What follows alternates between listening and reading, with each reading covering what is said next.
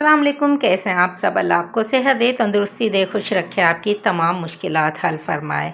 तो जनाब आज हम बना रहे हैं एक रॉयल डिज़र्ट। रॉयल तो है ही मगर इसमें बहुत कम चीज़ें इस्तेमाल हुई हैं, बहुत सस्ती चीज़ें इस्तेमाल हुई हैं, लेकिन ये बनेगा इतना रॉयल, इतना मज़ेदार शाही बिल्कुल डिज़र्ट आपको आज हम बनाकर दिखाएंगे। सिर्फ 2 या 3 चीज़ों से ये मज़ेदार सा डिज़र्ट आप लोग इंजॉय करेंगे।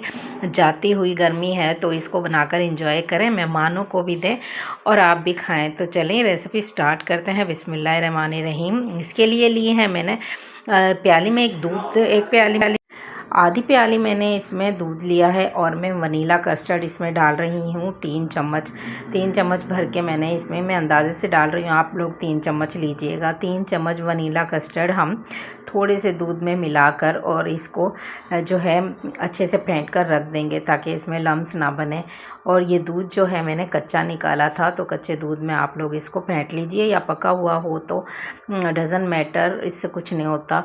तो आप लोग जो है जब भी ये मीठा बनाएं तो इसके लिए आप लोग लें दूध फुल फैट। इसके लिए आप लोग डब्बे का दूध भी, टेट्रा पैक भी इस्तेमाल कर सकते हैं, लेकिन मेरा जो है वो गाय का दूध है और हमने जो है इसको पहले से ही बॉईल किया हुआ था, फिर दोबारा से मैंने इसको बॉईल कर लिया है, अच्छे से थोड़ा और पका लिया है ताकि ये थोड़ा और गाढ़ा हो जाए।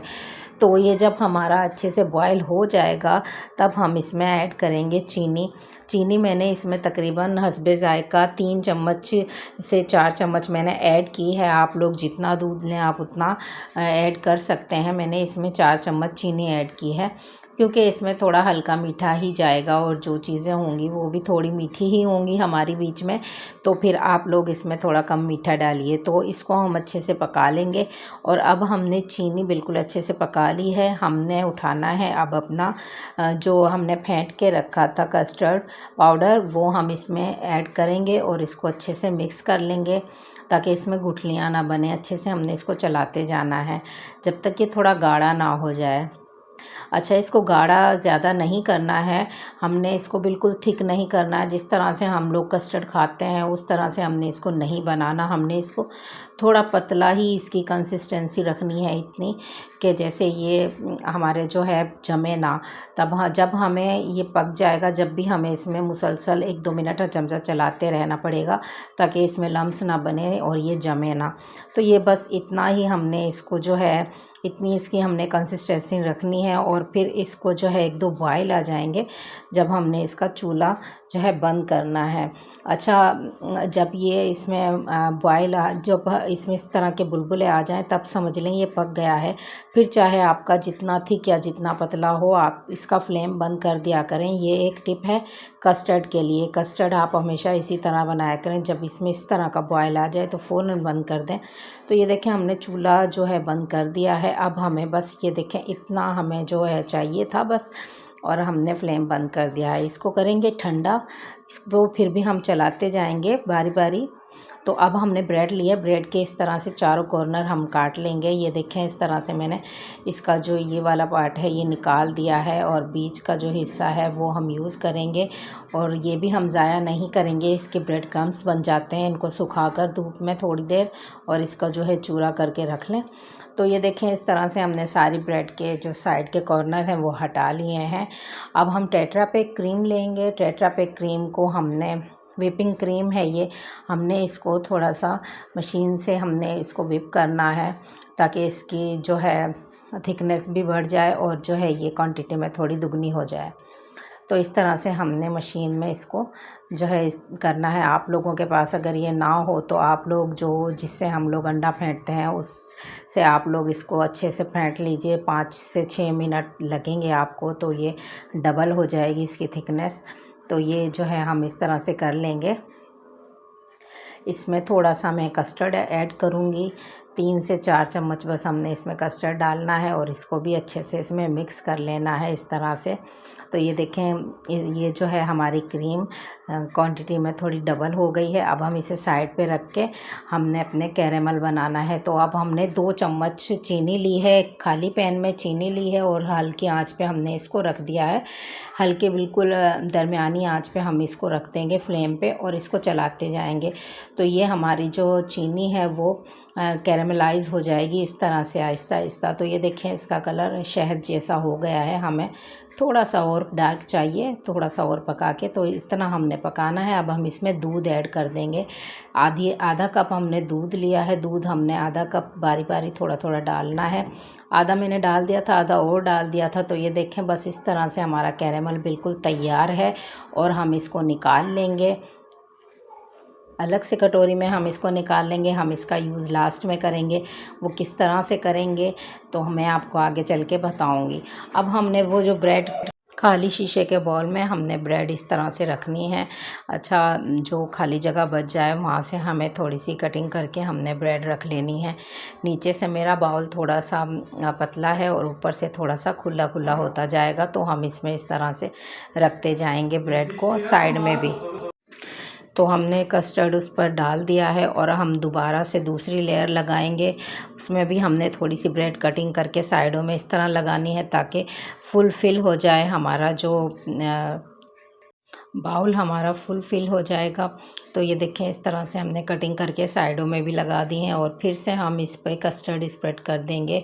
अच्छे से इसको पूरा का पूरा कवर करना है कस्टर्ड से। देखें 2-3 चीज़ें हैं और आप लोग इस तरह से बहुत रॉयल मीठा और बहुत ही मज़ेदार सा मीठा आप लोग बनाकर तैयार कर सकते हैं घर में। घर में हर कोई, ये यंग लड़कियां, बच्चे सब बना सकते हैं। इतना आसान मीठा है ये और इसमें कोई आपको मेहनत नहीं लगती। कुछ भी आप लोगों को एक्स्ट्रा नहीं चाहिए होता। आपके घर में ही तकरीबन मौजूद होती हैं। दूध भी, कस्टर्ड भी पाउडर रखा हुआ होता है आपके पास। ब्रेड भी हर घर में ही मौजूद होती है। बच्चों की वजह से मंगाते हैं लोग।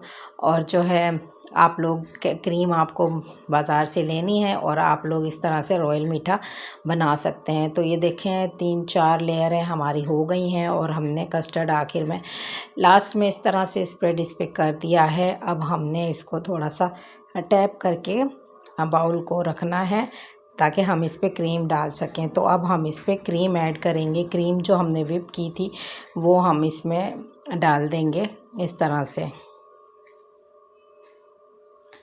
तो पूरी की पूरी हमने क्रीम, या फिर आपकी जितनी चाहे आपकी इस पे आए या जितनी बचे, आपने इस तरह से इस पे डाल देनी है। अच्छे से इसको कवर करना है। और ये देखें मैंने बाज़ार से ली है। ये बाज़ार में आराम से अवेलेबल है। मैंने इनको तोड़ कर इनके क्रम्स बनाने हैं। इस तरह से मैं इसको तोड़ कर इसको पतला इसको कूट लूँगी। ये देखें मेरे ये क्रम्स बन गए हैं। आप इसको घर पे भी बना सकते हैं बिल्कुल आराम से। आप लोग चीनी में इसको पका सकते हैं और फिर आप लोग मेरे चैनल पर जो है इसकी रेसिपी है, आप लोग देख लीजिएगा।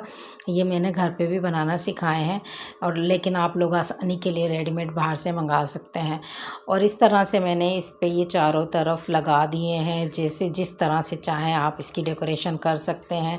चाहे इसके चारों तरफ लगाएं या फिर आप लोग इसके पूरे के ऊपर लगा दें। आप लोग बीच में भी इसको ऐड कर सकते हैं। तो ये देखें वो जो हमने कैरेमल बनाया था वो हम चीनी का, ये देखें हम इस तरह से इस पे लगा रहे हैं। और कोई भी ऐसी चीज़ नहीं है जो आपको बाहर से मंगानी पड़े।